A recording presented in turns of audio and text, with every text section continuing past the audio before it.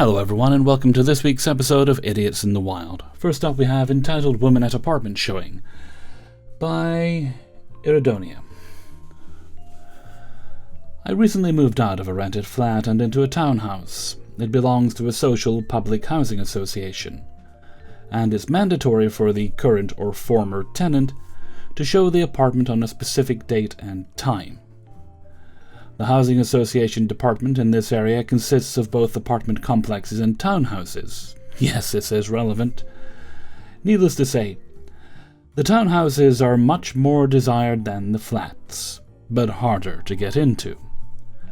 That being said, it definitely was a nice and cozy flat with a park view, which makes this woman's behavior even more outrageous and entitled. This woman was the only one who showed up for the viewing. Not entirely unexpected, but unfortunately for me, that meant she was free to demand my entire attention for the better part of an hour. I still had more than a month to go before moving at the time, so it was fully furnished, clean, and cozy. Because I ain't having no people around in a dirty flat, just to set some expectations. Right away, she starts wrinkling her nose and saying stuff along the lines of, this is not exactly a nice place, am I right? As if expecting me to nod my head furiously in agreement. Like, excuse me, I only live here. She was aware of this. She kept complaining about having been cheated out of a townhouse, because she used to live in one of those. I don't know how exactly she was supposed to have been cheated, because I wasn't really listening, since I don't care in the least. But she brought it up 4 times. Like, why are you telling me? I'm just here to show you the place. I don't even care if you take it or not, because I have no stakes in whatever happens with it after I move out. She complained multiple times that she absolutely had no choice but to accept this flat because they cheated her, and if she wouldn't take it, she'd be on the streets. She kept snapping pictures and doing damn 360-degree videos of every single room, while I had to constantly hide from her camera angle, like, if you already know you're taking the flat, then why? That's just what I was thinking. She just would not let up about how this was clearly beneath her standards. Never have I ever had my home insulted to this degree. Look how small the bathroom is. The view. Opposite side of the park, which is a big road. The rooms have an inconvenient shape. How am I going to furnish this? This is a nice area. In a big city. Excellent location. Such easy access to shops, public transportation, and everything. 10 minutes on a bus, and you're downtown. The flats are in great condition as well. You even get a large balcony to go with that park view. Like, how spoiled can you be? The moment she sees my bathroom, her eyes lock onto some very obviously rust-colored, well, you guessed it, rust stains near the joints of the white piping on the ceiling. She is clearly having a confidentially incorrect moment, because she points at it sharply and goes, "That's mold." I tell her no, that's just rust, and she only sniffs quietly in disdain. I know, it sounds like I'm making that up for dramatics, but I swear to God she actually did. Surprisingly, she didn't try to argue or disagree. Guess she wasn't that confident after all. Fortunately, the showing was scheduled for only 1 hour, so she had to leave. But it felt like much longer with all the moaning, complaining, rudeness, I was cheated, and pictures of just about every inch of my place. Not gonna lie, I feel a bit weird with some random woman having in abundance pictures and videos of my flat on their phone. While I didn't care in the least about what some stranger thought of my place, the lack of manners was baffling. I think we all know how she was cheated out of the other place. I don't think it's out of turn to say it was her sparkling personality. Or maybe she just annoyed the neighbors too much that she was eventually kicked out by the landlord. so she has to take your old place. Just don't tell her you're moving into a townhouse. She'll try and claim it was hers. Story 2 today is Change Your Work Hours Because I Need to Do My Hair by Wallflower88. This happened just yesterday. As many have succumbed to the harsh reality of this crappy economy, I too have had to currently work 2 jobs to keep up the cost of living. So during evenings I picked up a part-time janitorial job at a local gym for some extra income. I usually come in about 25 minutes before gym closure to get a start on basic cleaning, so later I can focus on the really heavy-duty stuff that takes place once all customers are gone. I am vacuuming the women's locker room when an older Caucasian woman walks in from the showers and glares at me the moment she enters the room. Trying not to get in the way, I move to the opposite side of the lockers and keep vacuuming. I suddenly hear stomping footsteps as she rounds about towards me and starts loudly complaining in front of everyone, asking as to why I'm there before closing. She proceeds to hound me that I should not be there when people are there and to leave, because of course you are not people. Goes on to rant about how the gym used to close later, and she pays a lot of money to be there. I'll bet it's not that much. And she shouldn't have to deal with me being in there. Madam should consider a home gym for her needs. When I simply asked if it bothered her for me to be there, she did not answer me, but rather demanded to know who sent me in at 7:45 instead of closing. It was the government. Continues to order me around, saying she needs to blow-dry her hair and I shouldn't be there. Ah, she's quite the poet. At this point, I'm not saying much because after working many screwed-up customer service jobs where customer abuse is expected and often tolerated, ain't it just? Anything that comes out of my mouth will not be pretty. So I set aside the vacuum and left to wait outside the entryway, completely stopping everything I'm doing because this Karen doesn't want the help to be near her while she styles her half-bald head. I was so mad being talked down to, as if she wants me to be fired for something so minuscule, like keeping the gym clean so that creatures like her can use it. When she finally exits, she glares at me and says, "All set now," as if ordering me to continue now that she's out from the lockers. I cannot stand people like this. As if I'm supposed to rearrange my entire work schedule an hour later simply because she feels entitled to the whole locker room. I'll bet she doesn't even lift. I get home very late after working there, with only 2 hours of sleep before getting ready for my next bloody job. So yes, that 1 hour makes a big difference for me. I have the feeling that this is not going to be the only occurrence.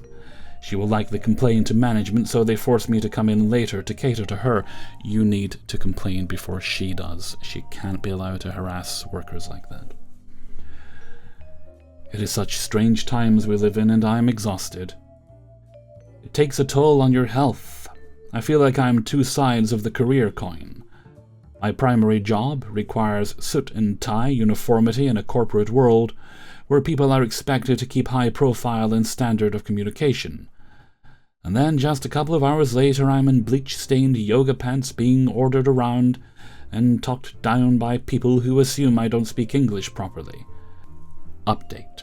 So yes, as I suspected, the lady went and complained to management, making me look like the aggressor.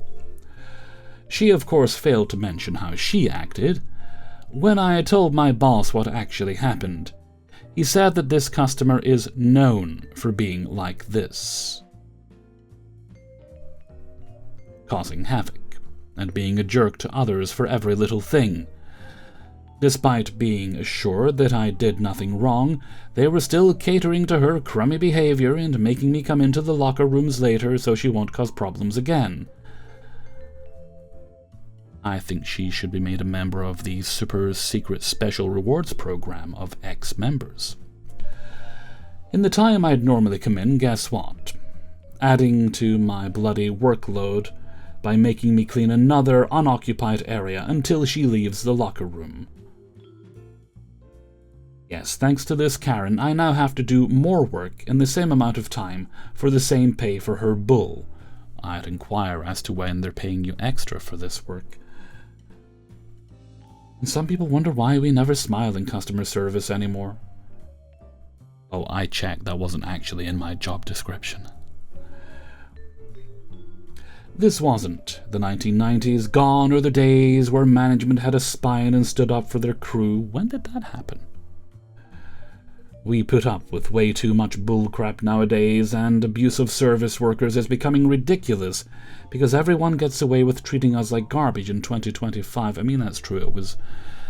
I worked retail for almost 15 years, and it was terrible then, what the scumbags got away with. But it's gotten a lot worse since COVID. And it just brought the worst out of people, and it never went away. Story number 3. Not Just Your Workplace Supervisor by Snarky Sheep. Years ago, I had a supervisor who, if she was on a diet, put all her underlings on a diet with her. Okay. Like I'd go make another cup of coffee mid-morning and Sandra would pass by my desk, frowning at my sugar packets. "Sugar?" she'd say, with this look on her face like she'd caught me trying to burn the building down. "Sugar is not good for us, Snarky Sheep." Who's us in this equation? Neither is constantly behaving like you're the parent of adult employees, which is a large part of why I finally transferred to another department soon after. But if Sandra decided it was a naughty day, of course she'd eat whatever.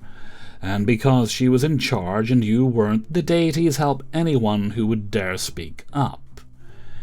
She was the world's biggest micromanager, as well as a hypocrite. If anyone ever dared take a personal call or look as if they were glancing at anything personal, even for the briefest moment, they'd be sure to hear about it. But one day, Sandra decided to design the print-out invites for her mother's upcoming big-number birthday bash. Office-colored printer, you know. And how do I know about it? Because Sandra's computer skills were almost non-existent. She actually had the nerve to ask for help with her invites. I could literally write a book about this woman with all the unhinged, nasty things she said and did. And in case you might think she was one of those unpleasant people who somehow don't know how they're actually coming across, that was not the case. At one point, she actually said out loud, "If employees don't like me, that means I'm doing a good job as supervisor." Sometime after I managed to escape from that department, I heard through the organization grapevine that Sandra had retired. I was surprised, as it was the custom to give everyone leaving, regardless of the circumstances or how unpopular they might have been, some sort of goodbye party or lunch, which would include an email announcing their departure sent to everyone. I hadn't heard of anything. So, of course, my first thought was I had simply missed hearing about it. But no. As I was able to confirm later, the few people in Sandra's department that she hadn't managed to send into early retirement or transfer had all agreed they were not going to put time and effort into planning any sort of event, celebrating a woman that had put them down again and again and again. My initial thought was a moment of pity for Sandra, because I'm at heart a kind person. It must have been humiliating, her leaving without even a single word of well wishes from anyone, and a department head at that. But then my immediate second thought was that she literally made this happen for herself. It was a huge example of FAFO. Story number 4 is Older Woman Wants My Bus Seat. Teen Girl Tries to Karen Me Out of It, by Snarky Lost Loser. I am a disabled, middle-aged guy with a youthful face, partly due to being fat as a side effect of my disabilities. I typically take the disabled seats on the bus due to my struggles, and this is rarely an issue. Even if I'm not using my mobility devices, I keep a collapsible cane on me in case it gets to be too much. So on my way home from work orientation this past week, I take the first open seat because I've pushed myself further than I should have, and I just can't go further. No one seems to care. A lady with a stroller gets on, taking the other side of the bus. There's a bank of 3 aisle-facing seats at the very front. I took the closest one of these on the right-hand side of the bus. She was on the left with her infant. After this, an older lady, that would later confirm she's in her 60s, gets on the bus with her grocery cart, not a mobility device, and refuses to sit anywhere. Just stands at the front of the bus, just barely in the allowable space. I personally don't care. I'm not taking up any more than one seat, and if she wants to stand there, that's on her. This bothers the driver, and he asks her to sit because we will be going on the freeway for a short run, and she refuses and starts yelling about it, saying she wanted to stand there. Whatever, not my problem. I can't change seats anyway because I very well might fall. Apparently, this gets the attention of what looks to be a teenage girl in the back of the bus, and she starts going off on me for not giving the woman my seat specifically. Like she's entirely trying to fault me for the entire situation, pulling the "she's older than you, she has more things than you," and so on. She's entirely blaming me for this lady refusing to sit in any of the available seats, and the bus driver not wanting to be on the freeway with her standing near the front of the bus. Still trying to figure out why she said it's not about me. If it's not about me, then why won't the lady cooperate? Why am I to blame for her refusing to take an available seat? There's 2 empty seats next to me. It's not going to harm her to sit in one of them. I refute that I'm disabled and need my seat. The girl treats me like I'm being the entitled prick for not moving for an older woman with higher mobility than me. I don't know if this lady told the girl that she asked me to move or only sits in certain seats, but I'm clearly not keeping her from sitting. I'm just not giving her mine specifically. If she wanted mine specifically, then she's on some kind of power trip and roped the girl into it as well. The girl did try to get the bus driver to make me move, but he just confirmed I have the right to sit there too. He watched me struggle to get on the bus in the first place. Eventually, the lady gives in and sits in one of the other available disabled seats, and both her and her assistant give me the stink eye about it. The lady got off at the bus stop just past the stretch of freeway. I was going to the end of the line. At one point on the trip, I did have to move due to a wheelchair getting on, at which point another lady quickly offered me her seat at seeing me struggle. I'd gotten out my cane at this point. I don't mind moving if there's no other option, but that one lady had zero justification for causing that much of a scene. Potentially notable information: the teen at the back of the bus, back section of an accordion bus, was the only one that vocally endorsed the older lady's claim to take the seat I had already taken when she entered the bus. I don't know where the teenager got the idea that the older woman wanted specifically my seat, but she sure was dead set on it after talking quietly to the old lady. So I can only guess that the older woman supplied this idea. I don't make a habit of eavesdropping on people, especially when I'm not beholden to them. Okay, 5th and final story for this video is, could you bring it over here? Aren't you going to put it back? By Zen Rage. I stopped at a yard sale a month ago and had an interaction that I thought was really odd. I saw a steel case band barrister's cabinet at the sale. For people that do not know, that would be me, these are usually older and pretty heavy duty, and the cool part is they are modular. Buy 4 or 5 of them and they stack up kind of like Legos, but they also lock together. They were made to last, but they were also bulky and heavy in the sense that they have a lot of steel in them. Now this was just one cabinet, and was about 2 feet by 2 feet by 3 feet, 8 hours by 6 kilograms and 3 joules in metric. I waited until the woman running the sale was free, and I asked her how much she was asking for it. She replied, "Can you bring it over here?" I thought that was a bit odd, since it was larger and I expected it to be heavy, but not outside of my ability to carry for the 30 feet or so. 25 degrees Celsius. Bit warm. Still, she had been walking around quite a bit, and there was no cash box or anything apparent that she could not leave unattended, but I wanted to be cooperative, so I went to get it. I picked it up and lugged it over to her and set it down on the table at which she was standing.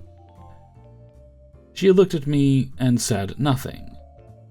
After about 6 seconds, I said, "Would you be willing to accept $50? What followed was a very odd exchange that stuck with me. Mildly paraphrasing. She said, "No." I said, "What about 60? She said, "What about 100?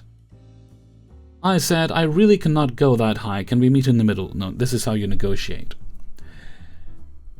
She says 100, you say 40. She said, "No." Now, I get some people just do not haggle, but I finally had enough of this and said, "I'll look elsewhere then. Have a good day." She said, "Wait, aren't you going to put it back?" I said, "I hadn't intended to. It's yours, and I already lugged it for you once." She gave a long sigh and said, "Okay, 80. 30. I said, "No, that is more than I would like to pay." She said, "You asked to meet in the middle." And I said, "And you refused that offer." And I turned to walk away. She said to the back of my head, "Fine, 70. At this point, I just kept walking. She's shouting at me, "You have to buy it or put it back."